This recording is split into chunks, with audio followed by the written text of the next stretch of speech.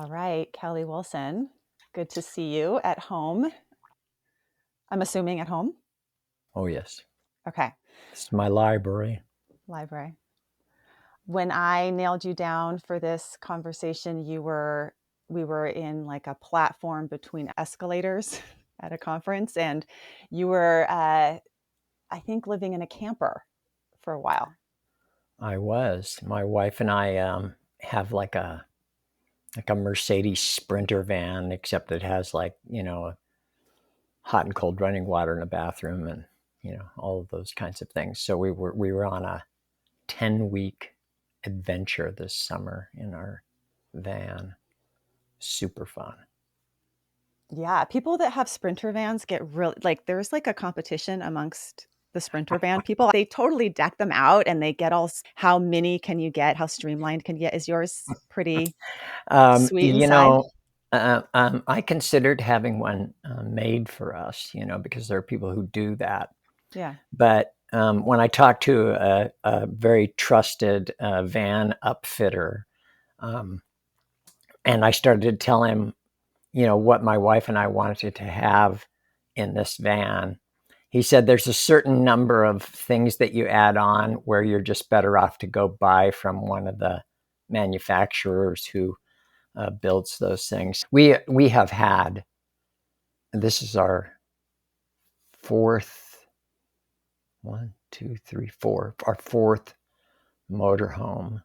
So we sort of raised our children in these, you know, the wonderful things about being an academic is that we would just leave for 6 or 7 weeks on these kind of giant loops around the country when the children were small, or trips to 6, 7 week trips to Italy or Europe, and so I'm the king of vacations. I actually have documentary evidence that that is true, and I kept my children in the vacation game until they were well into adulthood. Yeah, the secret life of academics. You always sound like you're traveling, but you're kind of work, you kind of have to go work in some of these places and meet other people and do a little bit of that, right? Yes, Yeah. those things were always intermingled for me, and I've had the very good fortune of really doing work that I really love, and mostly only with people who I really love. And so it created this kind of wonderful extended family for my children, like when it's their birthday on social media, they're getting, Australia and Italy, and, and so it was kind of a side effect of the work was that, um, and it was intentional, as we were raising our children, we kind of wanted them to sort of, they were raised in a very small town, but we wanted them to think of themselves as, citizens of the world. And so to have lots of friends, lots of places, and to experience different places was important to us. Yeah. I am going to have on a researcher, Erin Westgate. I don't know if you're familiar with her, but she studies boredom, and then she studies this new construct, psychological richness. And one of the which she separates, she makes it's distinct from meaning and from happiness. So it's a distinct Mm-hmm. construct. And one of the things that contributes to psychological richness is travel. And it's Mm-hmm. because of the perspective shifts that happen from travel. So that's pretty cool. Your kids got that experience in their Yeah. early lives. So one of the things that happens when I invite people on to the podcast is I send it over to my podcast assistant that sends out this form. And the form asks for things like your bio and what is it that you want to talk about in the show. And there are some people who it is like, I really have to pull teeth to get them to fill out the form. And they're often academics. Another one, I'm not going to throw her under the bus, but I will, is Alyssa Epple. She has not filled out her form yet. And so the folks that don't want to fill out the form, there's one reason or another, but you sent me an email. You did not fill out the form, but you sent me an email. And I just want to read a few lines from it to just give a little bit of taste of Kelly Wilson, because for some people listening to this, you are like the guru of all gurus. And for other people, they're like, who's Kelly Wilson and why are we talking about his camper? But one of the things that you said in your email was you wanted to talk with me, and I'm guessing you have a reason for that, but I can't seem to guess what that reason is. I have not written a public-facing book in a decade. I don't have a psychotherapy practice. Then you went on to say, I suppose I've been thinking about things like the centrality of values and self and identity as creative processes. So yeah, I think those are good things for us to talk about. But I found it amusing that you questioned why I would want to talk with you.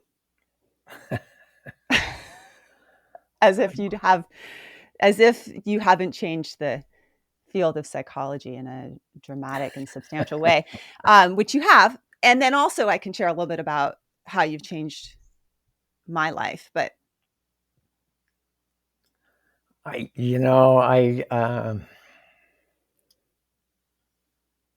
don't. I suppose all the way along the way, I've traveled with incredible quantities of uncertainty, and so moment by moment as I have worked, I very often think, oh,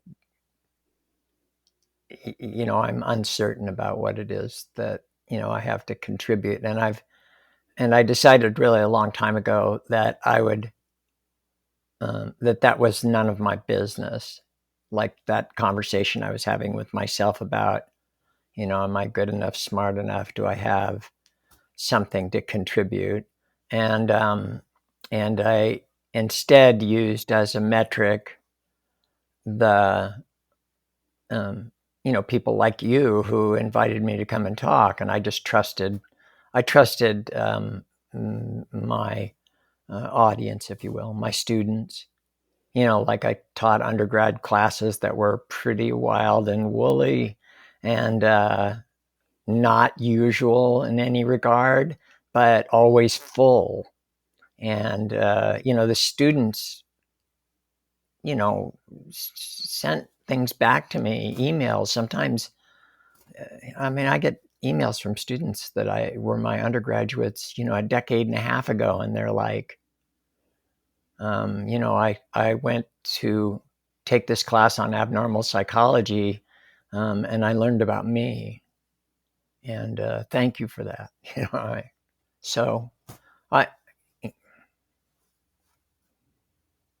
But it does leave me, where somebody like you says, come and talk to me for an hour, and I'm like, yeah, I wonder what she wants to talk to me about. So yeah. Well, I think we've all had experiences in our life when 1 hour with someone had a bigger impact on us than years of therapy or, workshop after workshop after workshop, or reading book after book after book about something. And that hour could be, talking with someone you don't even know, a sort of a moment where somebody opens up in a certain way and hits you really deeply. And I had one of those hours with you. So that's part of why I want to talk with you, is because I don't know, it was like 15 or so years ago. And the hour for me was, I was in graduate school at CU Boulder. I was recovering from an eating disorder and studying eating disorders. I had withdrawn my first year because I was throwing up in the halls of my own building where I was researching bulimia. And I decided I probably should go somewhere else to figure this out before someone figures me out. And, went into yoga and all that, and then came back, and Kelly Wilson showed up in my life. And what you did in that hour, I don't even know what you did except for make it okay for me. I didn't disclose any of this until recently, but I had to like wait for 15 years to feel comfortable sharing this with my professional colleagues, but you made it okay to be human. And so I think that experience, that whether it's an undergraduate or a client of yours or many therapists that have been inspired by you, it changes them, and it opens something else up for them, and then they can do different work in the world. So I don't know what the magic of Kelly Wilson is, but somehow you do it. You know, it's, I mean, when you talk about those kind of hours that, change the trajectory of your life, I certainly can't help but think about conversations that I had that were just like that, with people who I did not necessarily spend that much time with, but they, pointed me towards something, or, caused me to see something in a different way that, and there's a cumulative effect of those, I suppose, people who could, see things in me that I couldn't see in myself. And I just relied on that. I started to learn to rely on that, because I spent such a long time relying on what I thought of me, or what I thought I might be able to get away with, or what I might be able to get you to think, or something like that. I remember a conversation, one that came to mind when you said that is, I was at the community college, because I was a high school dropout, and when you're a high school dropout, you go, to the community college because, they'll let you in with a GED and like that. And so I had this professor there, and he was an extraordinary thinker. I didn't really know exactly. I couldn't have identified, like said, what that was that I was seeing in him at the time, but now I do. But at the time, I knew I was in front of something that was like interesting, important, like a way of thinking about the world, a way of approaching inquiry, questions, that I had not witnessed before, and I got near that, and he directed me academically in ways that I mean, it's not possible that I would have ever thought of them, because he directed me towards things that I didn't know existed, really. Be lucky. That's it. I was lucky. It was my first college course at, when I came back to, school, and at the age of 30, Western civilization. Yeah. So you said you haven't written anything in a while. There's two books that you've written that I go back to quite a bit, and one of them is Things Might Go Terribly Horribly Wrong, and I love the reframe of they will go terribly horribly wrong. That's a great one for folks that experience anxiety. It's one I give to clients with anxiety. But the other one is Mindfulness for Two, and it's for therapists. And you have the kind of you had a going joke for a while of it's not a couples book, and then you actually put it on the cover to say it's not for couples. But let me tell you, this is a great book for couples. So here is the reason why.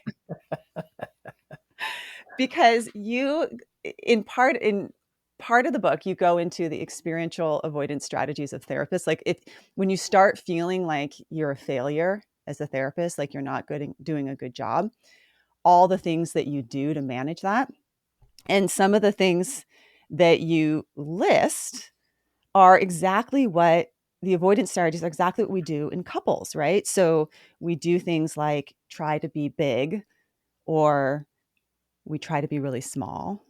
We act like an expert. We get too clever about things. We bring out a clipboard. But I think in couples, what we do is we bring out like a to-do list. Like that's what I do is when I feel uncomfortable in a relationship. Here's all the things that you need to do to make me feel better. And, you know, this concept of mindfulness in relationships, I think before we even go into values, I'd like to start there, because you have a marriage that's strong enough to go on a 10-week trip together in a van. So with so I'm curious for you, like what are the um, practices you're doing in your marriage at this point in your life that's keeping it going? Yeah, when there's those marriage vows that talk about, for richer and for poorer, and uh, sickness and in health. Man, we have tested the outer boundaries of those things in the extreme. I met my wife, whose name is also Diana, um, in 1979, and I mean, it was just like this breathtaking,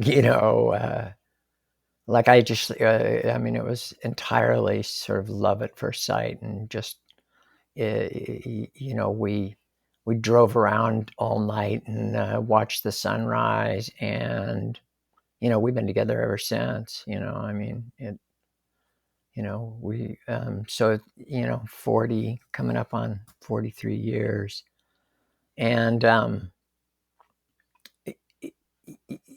mean, at the time that she met me, I was a dope fiend. I mean, I had no fixed address. I had no employment that was, I mean, there were a lot of zeros in my Social Security history back in those years. Were So I you mean, I using was, pardon? were you using drugs at that time Oh when my you met? God, yes. Yeah, like every Okay. day, all day. Yeah. So we have Yeah. to describe what a dope fiend is, like for real, Oh, I'm a real sorry. one. Yeah, You weren't just I, like, I slip yeah. into the vernacular.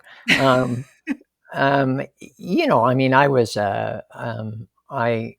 I started getting high when I mean, I started like, my first time when I had control of how much I drank, when and it wasn't like a sip out of my dad's beer or something like that.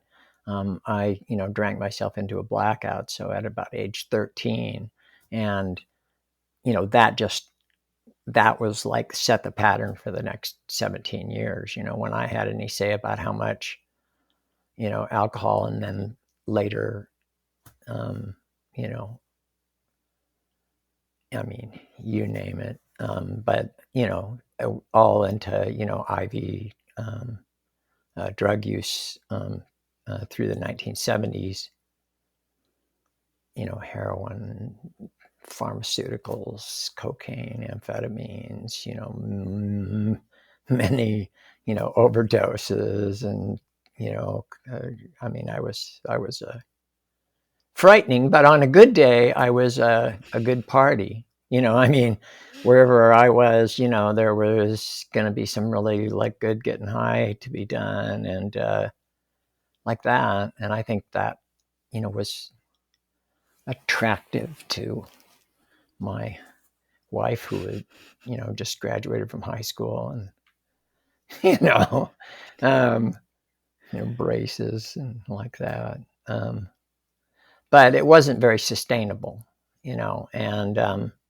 although it did sustain for about 5 years, and then I like cracked up, and ended up in a locked psychiatric facility, and a month in rehab. Like, she had left me, and I was just enormously like suicidal and strung out, and you know like, I mean, I was a disaster, and she did the smart thing, which was to put a little distance between herself and me, and very quickly I ended up institutionalized for a couple of months, um, but we came back together after I got out of the hospital, and so, yeah, I mean, you can see there's a lot of evolutions in here, so she went from like, you know dope fiend, drug addict, alcoholic, uh, lurching from one dope deal to another, Kelly to just out of the Lock Psychiatric Hospital and the rehab, Kelly to, we both got a couple of little jobs when we got out, and tried to figure out who the hell we were going to be together, because we weren't this, the kind of center of this party then, who we were going to be together. And we've gone through different iterations of that. And I think there was a period of time where I had a kind of a contingency on our marriage, and it was sort of like, well, if it goes like this, then I'll stay, and if it doesn't go like this, I won't stay. And I think I had a sort of epiphany at about, in the late 1980s, that was sort of like I was sort of measuring my wife every day, and I felt pretty terrible about that.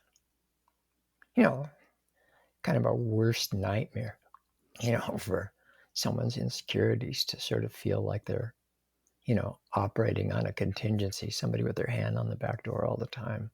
Mm-hmm. And so, it started to be more, I think our relationship became more like, not like, are we going to get through this, but how are we going to get through this? And mm-hmm. and it's really, been sort of evolutions of that sentiment. Some people, it's just like all flowers and unicorns, I suppose, for 40 years. But we've been through stuff. She had cancer, I had cancer. We went through our educations. We both got educations and professions and had children, and pretty recently, pretty big transition. Our children aged out, and I retired from the university, and so we're kind of in a new, like, who will we be? We became a couple again. Mm-hmm. In 2019, when I retired. No kids at home, no job. No full-time job. And, like, who will we be together? And of course, that was sort of exacerbated by having a pandemic that, said, and by the way, we're going to stay home for a couple of years. Yeah. What are we going to talk about now? Yeah. People wonder about that, going into retirement, like, will our marriage survive retirement? And, seriously,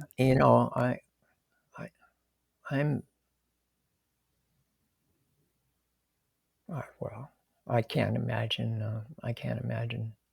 My life without her. Well, in some ways, like the way it started is I don't know. I kind of feel like I started my relationship with my husband in a similar way of, like, I was a mess. So anything compared to that is good news, right? Like, he saw me at the, like, the ugliest, and he's seen, we see our partners at the ugliest. And so it actually was our wedding anniversary yesterday, our 15th wedding anniversary. And we never do anything. We're kind of anti-Hallmark and all of that, but it was our 15th. And so what he did was he printed out the poem that we read to each other for our vows. And I hadn't seen this thing in 15 years. I totally had forgotten that we'd read it. So I have it here. It was called The Invitation by Oriah Mountain Dreamer. And the second to last line in it, well, there's really good lines in it, but one of the lines is, it doesn't interest me where or what or with whom you have studied. I want to know what sustains you from the inside when all else falls away. And I was looking at it again this morning because it was by my bedside table and thinking about interviewing you and your response to that, like, what do I have to offer? That's the part that I'm interested in about you, is what has sustained you when all else falls away, because you've gone through retirement and having some of these life changes. And Um, and that leads us to values, I think, which is what 27 minutes in, we'll start talking about.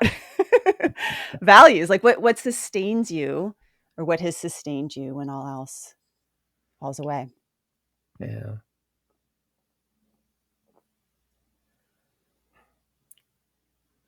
I was talking about, one of the things that came out of this string of people who saw in me what I could not see in myself.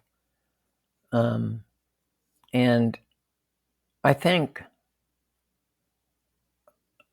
one of the things about that has been a sort of a guiding light for me for a really long time has been, I guess I stopped treating myself so much as a problem to be solved or covered up. And I made a friend of what I found there.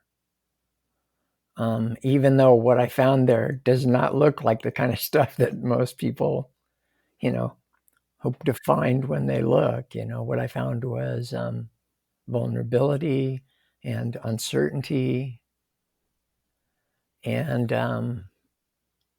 but not just vulnerability and uncertainty. Also, you see, if you take something like vulnerability and uncertainty, you could think of them like in the arts. You can think of negative space, and I'm very interested in negative space. Like when I go to the museum and I'm taking photographs of a painting. I've got like hundreds and hundreds of photographs that aren't of like the image in the painting. They're like of the line at the edge of the image in the background. It's that sort of negative space that lifts things to the foreground. You can know as much by these kind of absences, but as you can by the thing that really gets your attention. And so I suppose that in that kind of hollow of my extraordinary vulnerability, which I knew, I mean, when I was a kid, I would cry. Anything could make me cry. Anyone could make me cry. And I grew up in the 50s and the 60s. To be a boy with a name that was like thought of as a girl's name, and to cry at just the drop of a hat. I mean, there was none of this gender fluidity kind of stuff. I mean, it was like you were either like a football player or, I mean, I just thought it was the worst possible thing about me, was, I just thought I was weak. And maybe I am. But in that vulnerability is like the depth of that is the depth of how much it turns out, like how much I care about people and care about my connection with people. And I mean, you care really deeply about that, you become very easy to hurt. And so, when I stopped making an enemy of that and started to talk out loud about it to my students and, to people at workshops, and to write about it or to let it kind of come through in my work, then people could hear that. People like you were just sort of like, oh my God, I know about that, like here's this guy talking out loud about it in front of a classroom, So here's this thing that I'd made an enemy of the first 30 years of my life, which ends up being like, carried in a certain way, carried with, like, here's what I have. And uncertainty, likewise, like the sort of not knowing. a certain kind of willingness to be with a not knowing and ambiguity, which also shows up psychologically as the enemy. And for me, I have a seriously cultivated interest in kind of regions of not knowing, of uncertainty. And I really think if you want to do something new and creative, then having a cultivated appreciation for uncertainty is an extraordinarily useful thing. Any kind of creative work. You don't really get, like psychologists, they don't talk about this, or most of them don't talk about it very effectively, certainly not in the kind of behavior therapy universe, CBT universe, I don't think. Talk to artists, when they sit down in front of a blank canvas or, think to write a song or something like that. There's just, Yeah. Well, it's scary. I think there's something scary about uncertainty, but we're also trained up from really early on to avoid it. I don't know why this came to mind, but when you were just talking about uncertainty, I was with my kids and these two boys that grew up on a farm. They grew up on 60 acres of farmland, and we went to the botanical gardens 2 days ago.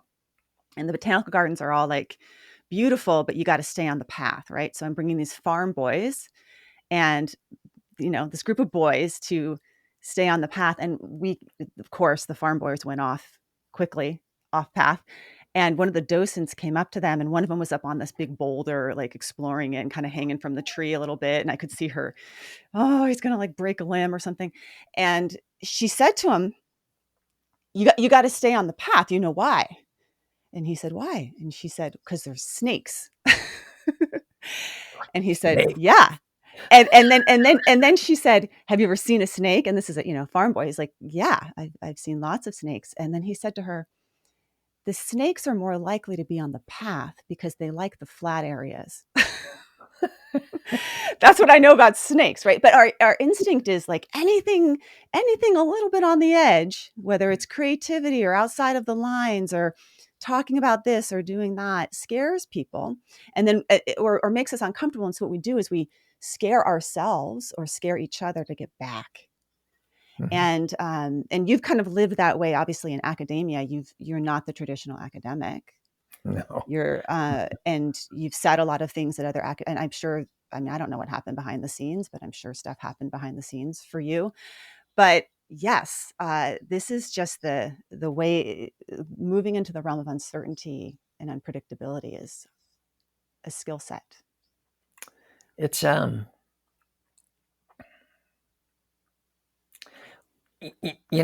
choice, the alternative is to keep doing what you always did.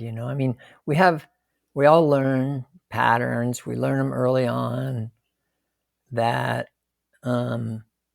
give us a kind of sense of safety, like we at least know what we're doing.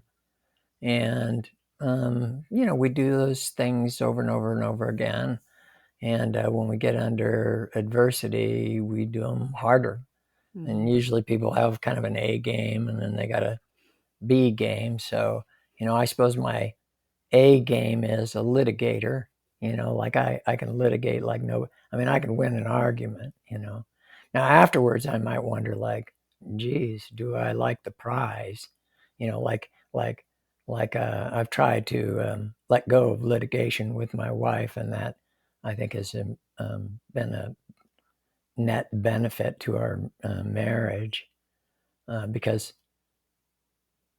those were the kinds of things that would always sort of leave me what exactly have I won, except she stopped arguing, and and then I just feel like, oh great, is that who I want to be here?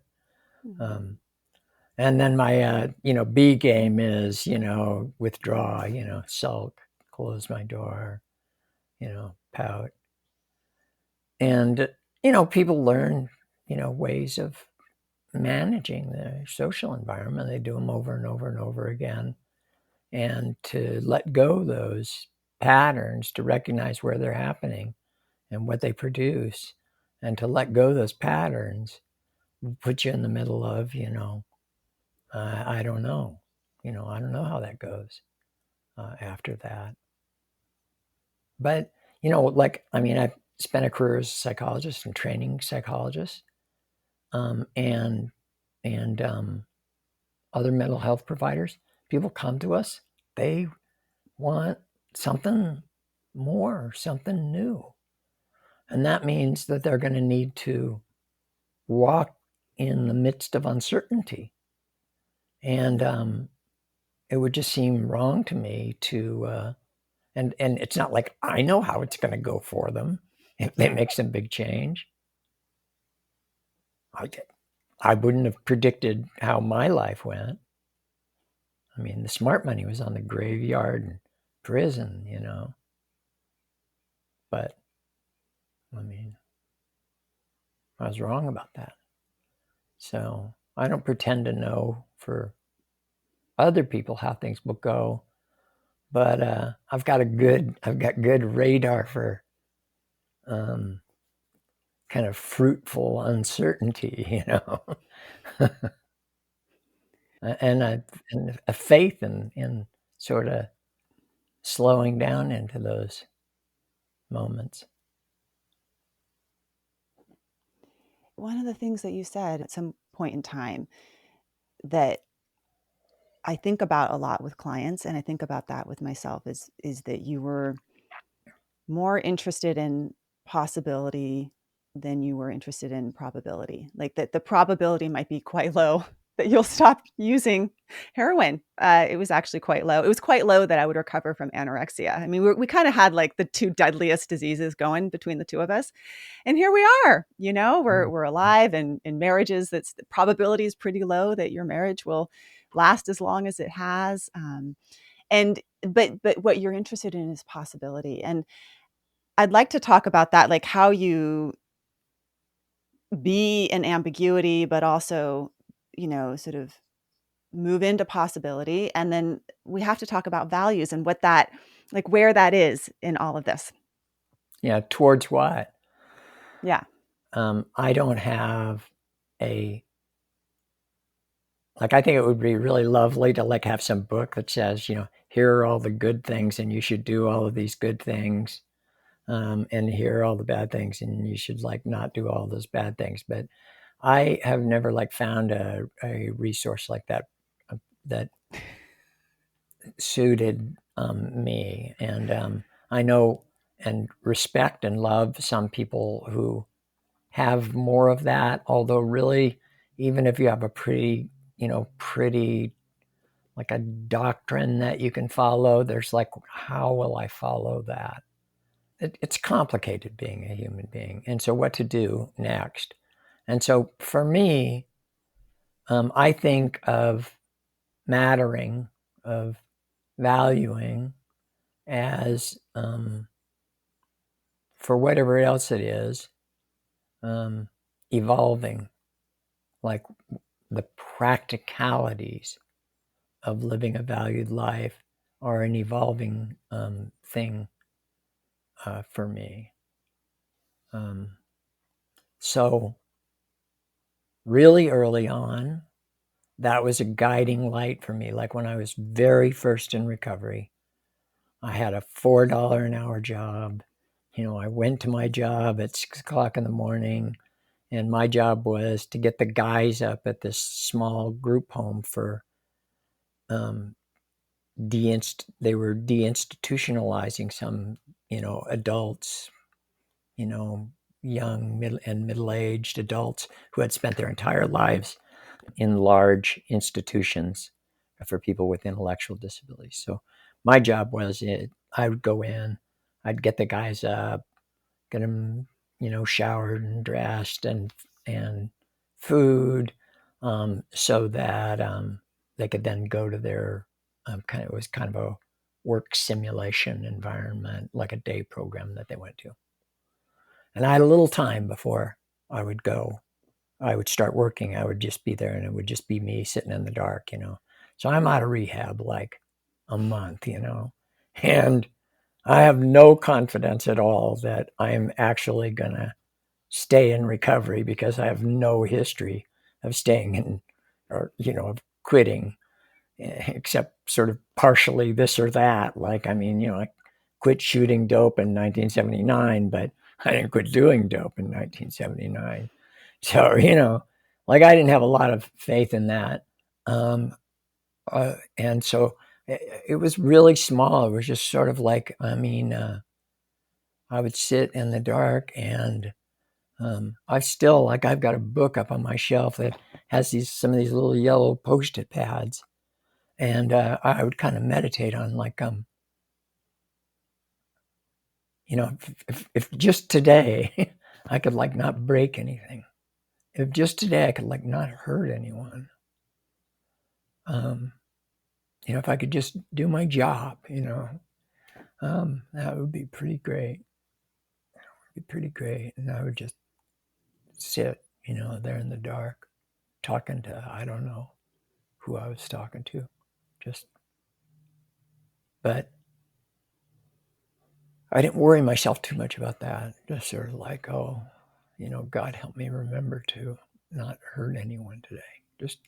Just get me to bedtime, without hurting anyone. And so it was small, and it was a small practice. But I I mean, a miracle happened, really. Like this person who had been high every single day since he was 15 years old, got a year, got 2 years, got 3 years, got 4 years, graduated from college, got into a PhD program. But it really, and that kind of sitting in the dark as a metaphor, also describes like a kind of key to my doing psychotherapy. Like when I sit with someone, like I assume no matter how dark it is, no matter what the circumstances are, that there is something possible for them. And I just wonder about that relentlessly. I am deeply curious about that.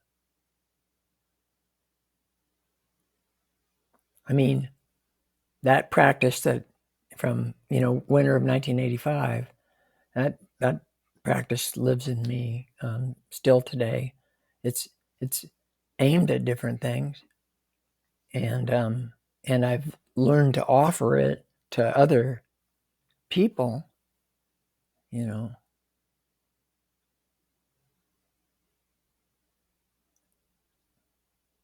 I sort of found out who I was and what I valued.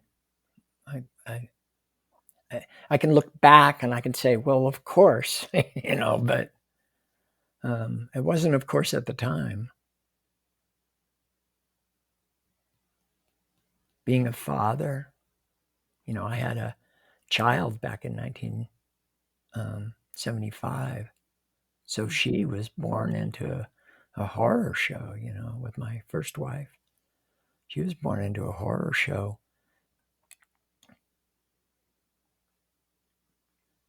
I couldn't hardly lay a glove on that one, it was such a failure that it was incomprehensible. I probably, if you would ask me at the time, what should you do? I would say, never have any children and stay away from children. And that way, your train wreck won't like accidentally run them over.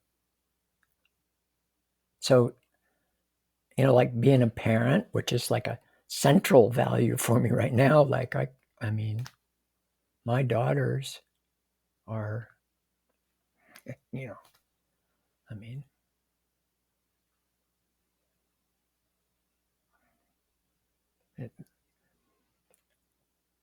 and it would mean the world to me. And being a father to them, being someone who they can reach out to, who they can rely on, like they know. Like I wouldn't have predicted that. I never would have predicted that. I can look back and I can see it, but I can see it in the hollow. I can see it in the how sad I was. That hollow there tells me about the depth of caring that was there. But then it was just like warning, danger. Yeah. Okay, without the trust yet. But I just, what I see in you as you talk about that younger version of yourself is, I can feel that you have compassion for him, but I imagine that there's been periods of your life where you haven't liked him so much. Oh, I mean, God. that the father to your daughter when you were struggling so much, and I think for myself, I have like parts of me that I can have compassion for, and I can get it. Like, yeah, that was a really stressful time, and it's and then there's like a few things that they just don't get into that compassion category. Like they don't quite make the cut because they're just not worthy of it yet in some way. And I'm wondering how, for folks that are listening that have those few things, like the parts of themselves they don't even want to get close to touching because it's so painful, and they're almost disgusted by them. No, that reticence, that caution, can hold you back from a lot of things. My wife Diana and she came in knowing, when I was a dope fiend, I had clarity on there will be no children, like that's, I'm never going to do that again, because the only sure way to not screw that up is to just not do it. Mm-hmm. And so she came in, kind of signed in under that, idea. And we did not have any children for 14 years. We were together 14 years with no. And at first it was like never. And then it became, well, it could be someday. And then it became, I think so, maybe later. And then I got my first gig in Reno that had benefits, and I got this job, and I remember coming home and I'm saying, or maybe now. That was in 1994. And 1995, my daughter Emma was born, and it was like coming back to life. I think of who I was as a father in the 1970s, and really up into the 80s, because in the 70s I was, just dangerous to be around. Being with me was dangerous, and then I was just absent. When her mother left, and it was just, and she was just with her mom. Then I was just kind of pretty much absent for 5 years. So I was kind of a danger for 3 or 4, and then I was just, absent. And I don't know that I could ever really forgive myself for that. Like I let how bad I felt when I saw her be more important than her knowing that she had a father who cared that she existed.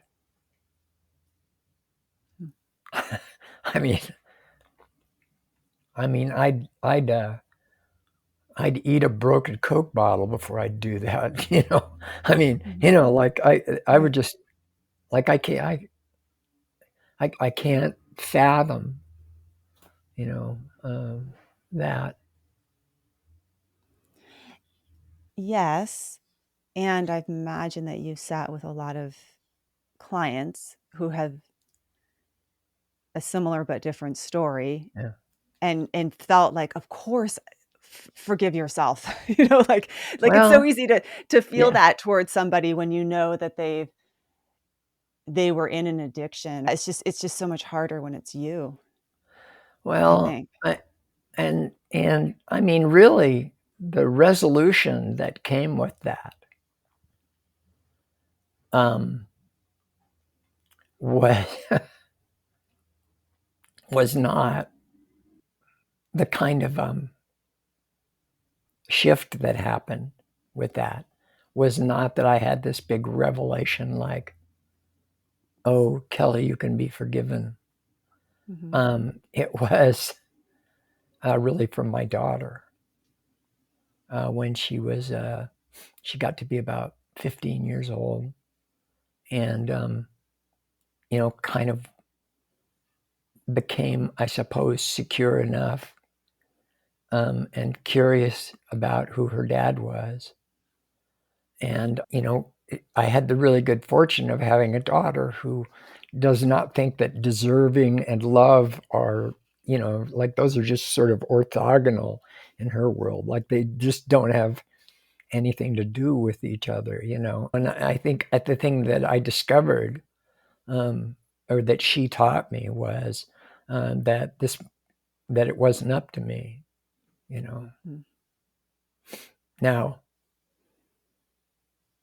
years later, 2017, I sat with my father on the last day he was alive,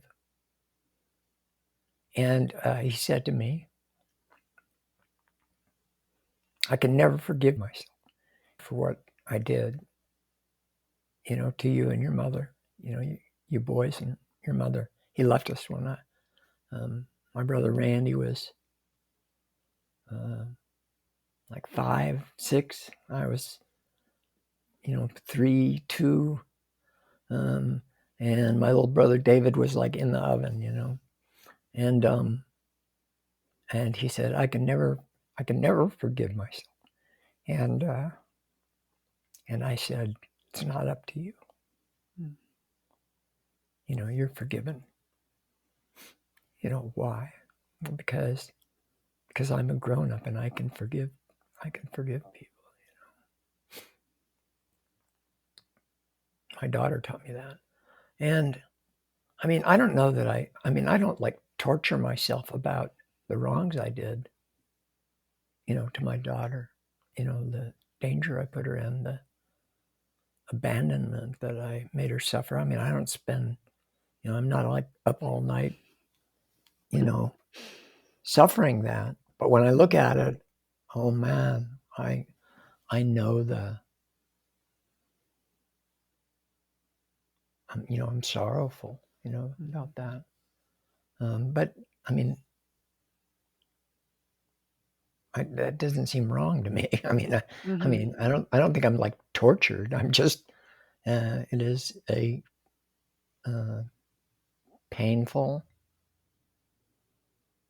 living has consequences, and some bells you cannot unring. Mm-hmm. Yeah, if you didn't have remorse or upset around it, it'd be concerning in some way. Some kind of psychopathic, Exactly. someone without values can, without Exactly. contact with their values, can skate through things like that. So it's, I do here and there that the pain makes her forgiveness even more meaningful to you, and also the intentionality with which maybe you approached your next chance. Yeah. Oh, Um, goodness, yes. yeah, yeah, Yeah, it goodness, means a yes. lot when you get and we don't all get another chance. I mean, not everyone gets another Nope. chance, but when you do, it's like, oh, I'm so It's lucky to have it. Yeah. and yeah. I mean, like I think about the relationship I had with my dad in the years before he died, and it's such a fortunate thing that I like lived long enough. And I don't take credit for it. A lot of, I tell my recovery story at different times to people, and they're like, "Oh, congratulations!" like like this isn't a story of personal triumph. I mean, I don't think people should hear this as a story of personal triumph because, or if it's a story of personal triumph, it's the story of a long line. I mean, the number of people who have contributed to me being able to be here right now and able to do the things that I do. I mean, they're just uncountable. I count myself as fortunate. I lost in the last decade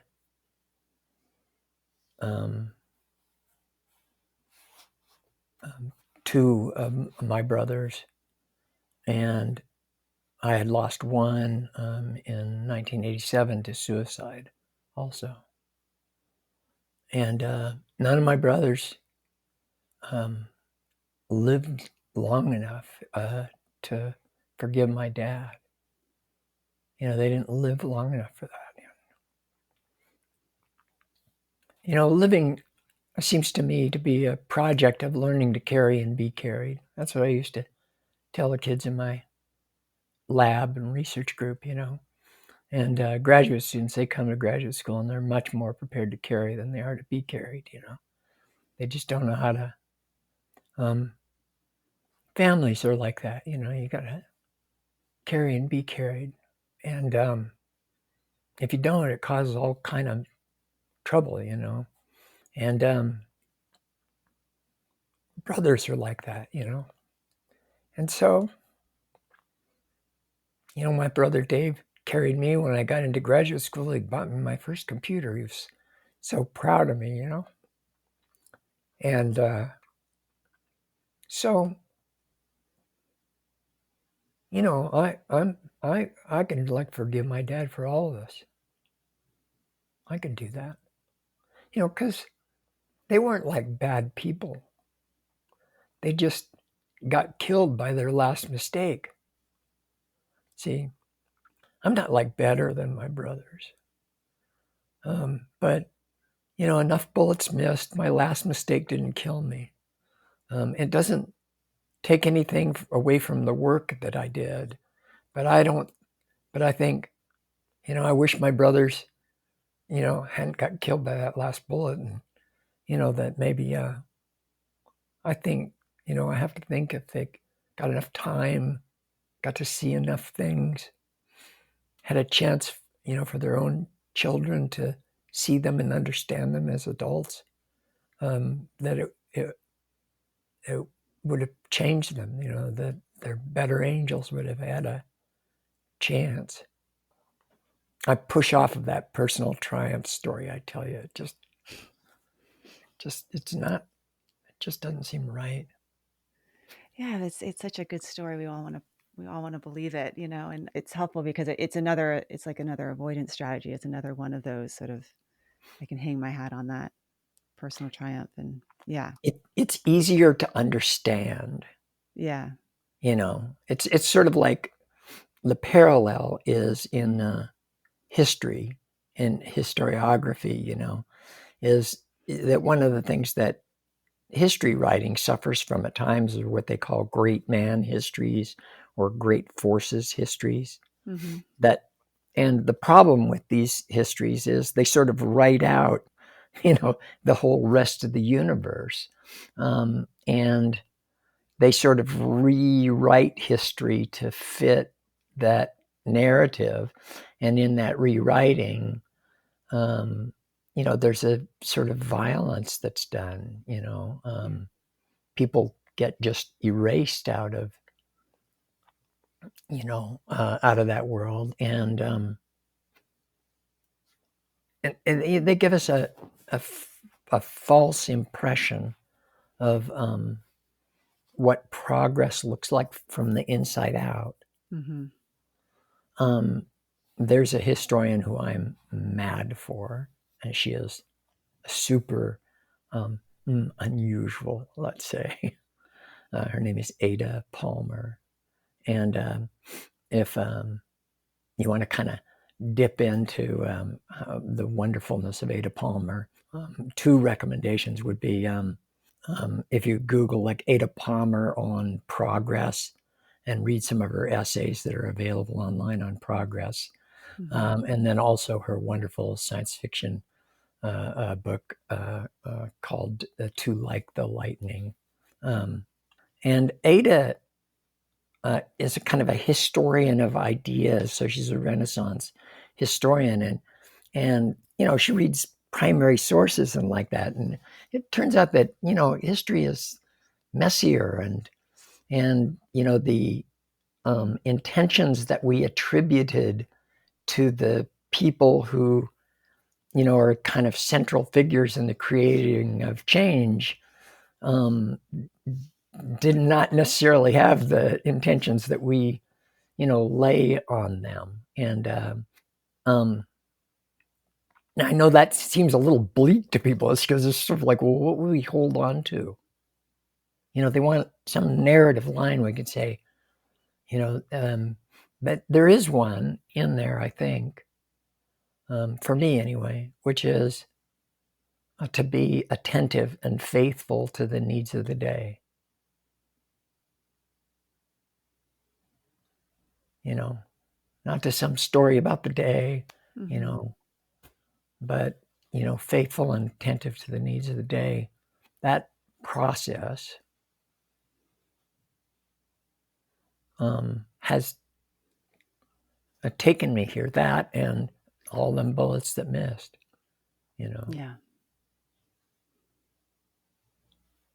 Going back to the camper, that is one thing. I have a girlfriend that has a Sprinter van, and they just came back from their 10-day family, her and her boy. And I'm like, what is it that these camper folk love so much? She said, I love how simple it gets. It's just about washing your little dish, making your little coffee, folding up your little bed, and this, being attentive to the needs of the day. And there's something that's really soothing and wonderful about living a life that's all it is. And that can produce really grand, incredible things. But there's no value difference, I guess, in terms of whether you're waking up people in a group home, or you're the community professor, college professor that's having this conversation with Kelly Wilson. They were all attentive to the needs of the day, and that, and you were attentive to the needs of the day. Exactly. Like how things turned out, that community college professor could not have imagined that. Yeah. That moment in the darkness, hoping that I might make it through the day without hurting anyone, without breaking anything. From there, I could not have seen this. But it served the needs of the day, and it wasn't like, I wasn't trying to get over or, cheat or, game the system or anything like that. That's true. And I guess I never thought of it. And I appreciate, thank you for offering what might have been on my professor's mind when he took that time with me and said, oh, you should apply to Gonzaga University. Like, what was he doing there? And, it's kind of striking that I've never really sort of thought about that. I suppose I have honored it because I did what he did, 1,000 times with students, took students who didn't even know whether they were supposed to be there at all. And maybe. Yeah. Well, thank you, Kelly, for taking this hour, a little bit over an hour, with us. And just a deep thank you for what you've offered me. And then it gets translated to my family and my clients. And, that 1 hour with you made a big difference in my life. And I continue to think about it. So I would highly recommend. I know you're not going to do any. I don't know what to promote. I mean, we can promote your values workshop through Praxis. Can they still access that if we want to promote something? Yes, Yeah. that's it. I mean that there's that, and I have a couple. I mean, if some of the people are, I mean, I assume some of the people who are listening to your podcast are mental health professionals or Yeah. healthcare professionals of some sort or another. And Mindfulness for Two continues to be my favorite thing I've ever written. And I got a couple client facing books. But yeah, I mean, the thing I'm super happy with this values course, and the self course that I just finished. Also, I mean, it's got this kind of flavor of leaning into not knowing, in conversations with people about what they might care about in a world where they could, and who they might be in that world. So if this conversation we've had has some appeal, I think that they will find that flavor in these, and the production group at Praxis. Just I mean, I could not be more impressed with what a good job they did of not trying to stuff me into some box, and to let just me be me, and then edit that into a course. Yeah. Yeah. They're really good there. Good. So I'll make sure we link to all of those different things. And I, yeah, today's podcast is a little bit different than most of my others, which is what I would expect. But I, I do sometimes lean on, and maybe it's just the expectation to lean on the this is what to do and this is what not to do lists. And so I close every single podcast. I close with sort of a summary of here's what you can do this week. Here's what you can do this week. So I will still pull out some things, and I am a behaviorist like you are. So I do think it's helpful to say, like, here's how to behave. Yeah. Being willing to cultivate an appreciation for uncertainty and spaces where that rises up, that is something to do. It's a Yeah, it kind of is. a weird to do thing. I mean, it's not like like I go run up the mountain every other morning. It's not like that exactly, but and like that, being faithful to the needs of the day, coming aware of that. That's, which includes, like looking back at times when, God, how did I not see that need of the day? I mean, there's some I'm really grateful that I saw and was faithful to. But during those same periods, boy, I'm also aware that there were ones that, I just couldn't see. I wasn't prepared. Yeah. So, well, it's a Yeah. pleasure to talk to you. It's a pleasure to talk with you too. And I'm glad to have a second chance, because I think the first chance I had, I wasn't attentive to the needs of the day. And I felt like today I was more, because I knew it was a second chance. So thank you. And many blessings to you and your family and your sweet wife, Diana, goddess of the hunt and the moon and all of those wonderful things. We'll see you later.